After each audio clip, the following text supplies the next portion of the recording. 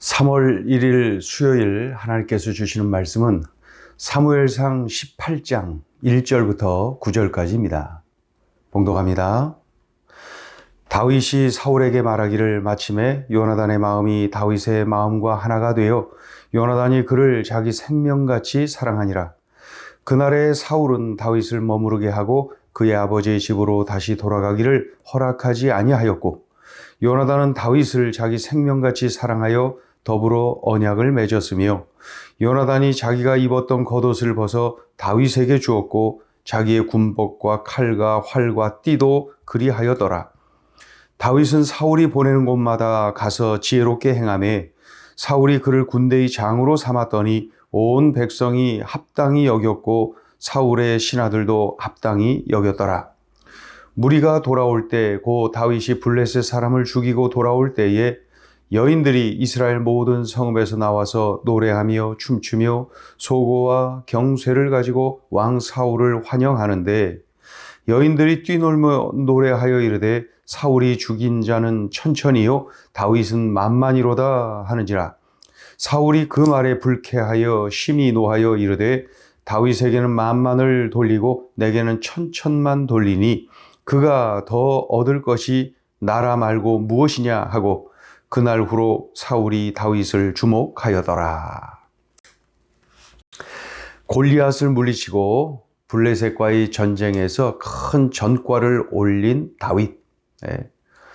사울 왕의 이 큰아들 요나단은 말이죠. 이 다윗에게 마음이 끌렸습니다.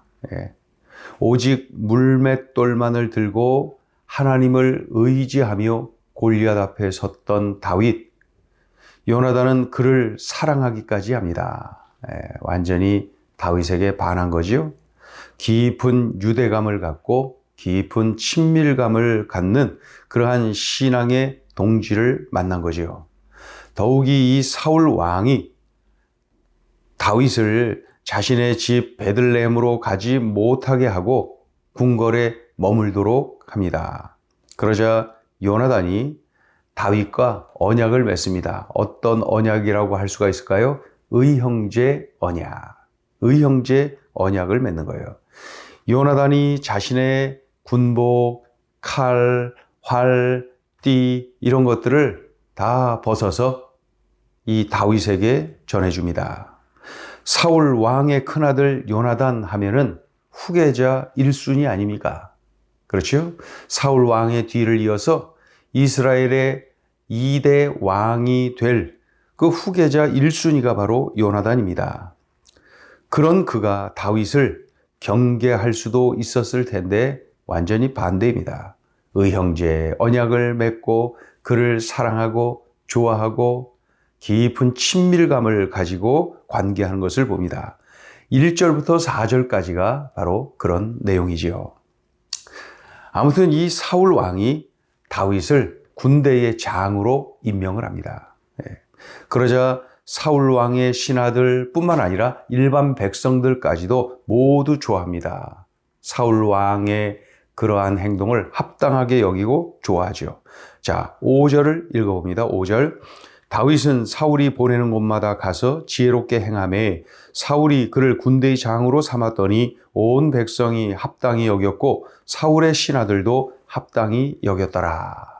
그러니까 이 다윗은 사울왕, 요나단, 사울왕의 신하들 뿐만 아니라 일반 백성들까지 이 모두에게 인정을 받고 사랑을 받게 된 것이죠. 그런데 비극이 일어납니다. 이스라엘 군대와 다윗 그리고 사울 왕이 블레셋과의 전투에서 그 대승을 거두고 이제 돌아옵니다. 그때에 여인들이 마중 나가서 아주 기뻐하면서 노래를 부르고 춤을 추지요. 무엇이라고 노래를 불렀습니까? 그들이 만들어 부른 노래가 가사가 그렇습니다. 다윗이 죽인 자는 사울이 죽인 자는 천천히요. 다윗이 죽인 자는 만만이라. 이런 모습을 보고 말이죠. 사울 왕이 분노하고 다윗을 시기 질투하지요. 저 인간들이 다윗을 왕으로 세우겠구나. 이제 다윗이 얻을 것은 이 나라, 이스라엘 이 나라밖에 없겠구나. 달리 표현하면 저것이 내 자리 차지하겠구나. 이런 마음이죠. 깊이 분노하고 시기하고 질투를 하게 됩니다. 자, 우리 7절, 8절 읽어보죠. 9절까지 읽어보죠. 여인들이 뛰놀며 노래하여 이르되 사울이 죽인 자는 천천히요 다윗은 만만이로다 한지라. 사울이 그 말에 불쾌하여 심히 노하여 이르되 다윗에게는 만만을 돌리고 내게는 천천만 돌리니 그가 더 얻을 것이 나라 말고 무엇이냐 하고 그날 후로 사울이 다윗을 주목하였더라. 자, 오늘 주시는 메시지입니다. 첫째, 감사하고 축복해야 할 때에 시기, 질투를 경계하라. 다윗의 맹활약으로 다윗의 하나님을 향한 믿음으로써 이스라엘이 큰 위기에서 구원을 받았습니다. 하나님께서 다윗을 사용하셔서 그런 은혜를 베풀어 주셨어요. 하나님께서 다윗을 통해서 큰 은혜, 큰 능력을 베푸신 거죠. 이때에 이 요나단은 다윗을 축복합니다. 의형제 언약을 맺습니다. 특별히 골리앗 앞에서 하나님을 뜨겁게 의지하는 모습에 완전히 반했어요. 하나님께 감사드려야 될 때에 요나단은 감사를 드립니다. 그리고 다윗을 축복합니다. 사랑합니다. 이 얼마나 성숙합니까? 요나단은 참 성숙한 사람입니다. 여차하면 자신의 후계자 위치가 흔들릴 수 있을 텐데 하는 마음에 사로잡힐 수도 있었지만은 전혀 그러하지 않지요. 축복해야 될 사람 축복하고 사랑하고 격려하고 하나님께 감사드리고 이러한 요나단의 모습 참 성숙합니다. 그런데 문제는 이 요나단 아버지 사울 왕입니다. 하나님께 감사하고 다윗을 축복해야 할 때에 시기 질투에 빠집니다. 그러자 분노하죠. 두려워하죠. 분노심과 두려움으로 가득한 사람이 됩니다. 이때에 더 적극적으로 하나님께 감사해야 돼. 이때 더 적극적으로 다윗을 향하여서 축복하고 사랑했어야 합니다. 그래야 이러한 마귀의 유혹을 이길 수가 있는 거예요. 그만 넘어지고 무너지고 말지요. 사랑하고 축복해야 될 시간에 하나님께 감사드리고 다윗을 축복하고 사랑해야 될 시간에 그만 시기, 질투, 분노, 두려움, 결국 이 사울 왕이 무너지고 맙니다. 이후에 그의 삶이 무척 피폐해지죠. 비참해지죠. 우리 꼭 기억해야 됩니다. 감사하고 축복해야 할 때에 시기, 질투를 경계하라. 이 마귀는 늘 그런 타이밍을 놓치지 아니하고 시기심을 갖도록 질투하도록 분노하도록 두려워하도록 만드는 거예요. 그런 때에 우리는 공격적으로 감사하고 공격적으로 축복하고 사랑하고 그렇게 해야 됩니다. 그래서 이겨내야 돼요. 이겨내야 됩니다. 그때에 마귀가 틈을 타지 못하게 되는 거죠. 오늘 이 말씀 명심하자고요. 감사하고 축복해야 할 때에 시기 질투를 경계하라. 자, 둘째 주시는 메시지입니다. 사람을 비교하며 평가하는 것을 경계하라.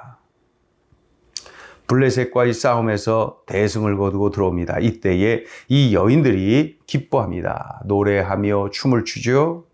뭐 여기까지는 잘하는 거죠. 격려하고 함께 기뻐하고 하나님께 영광 돌리는 일이죠. 그런데 문제는 노래 가사입니다.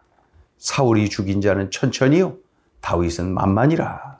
한마디로 표현하면 사울보다 다윗이 낫다. 사울보다 다윗이 10배는 낫다. 그런 뜻 아닙니까? 그래서 사울 왕이 이 노래 가사 때문에 무너지고 마는 거예요. 이런 때는 그냥 사울 왕 만세, 다윗 만세, 하나님 감사합니다. 그렇게 하면 되는 것 아니에요? 비교하지 말고 말이죠. 모두가 잘했다, 감사하다 이렇게 말이죠. 그런데 이 여인들이 비교하면서 노래를 부르자 그 나라의 나라님이 무너지고 만 거예요. 오늘 이 말씀을 기억해야 돼. 사람을 비교하며 평가하는 것을 경계해야 됩니다. 그러므로 말미암아 막 관계가 깨어지죠. 서로 시기하고 질투하죠. 분노하죠. 이 엉망이 돼버리는 거예요, 관계가. 그래서 우리가 말 한마디에 사람을 살리기도 하고 죽이기도 하고, 이 여인들의 말 때문에 왕을 죽인 거예요. 왕을 죽이면 그 나라가 죽는 거예요. 예. 그래서 사람을 비교하며 평가하는 것, 이거 경계해야 됩니다. 그때에 여지없이 마귀가 틈을 타서 꼭 분란이 일어나고 누군가가 넘어지는 것을 보는데, 이 사울 왕이 넘어지고 이스라엘 그 조정이 흔들리는 것 아닙니까? 꼭 이 말씀 명심하자고요. 사람을 비교하며 평가하는 것을 경계하라. 기도합니다. 하나님 아버지, 들려주신 말씀이 귀하고 귀합니다. 들은 대로 순종하고 들었으니 살아내고, 그리하여서 우리들이 더욱더 성숙한 믿음의 사람들로 살게 도와주시고, 날마다 믿음이 성장하여지고 주님 안에서의 우리의 신앙 인격이 더욱더 견고하여지고 성숙하여지도록 은혜를 베풀어 주시옵소서. 주신 말씀 감사드리며 예수님의 이름으로 기도 올리옵나이다. 아멘.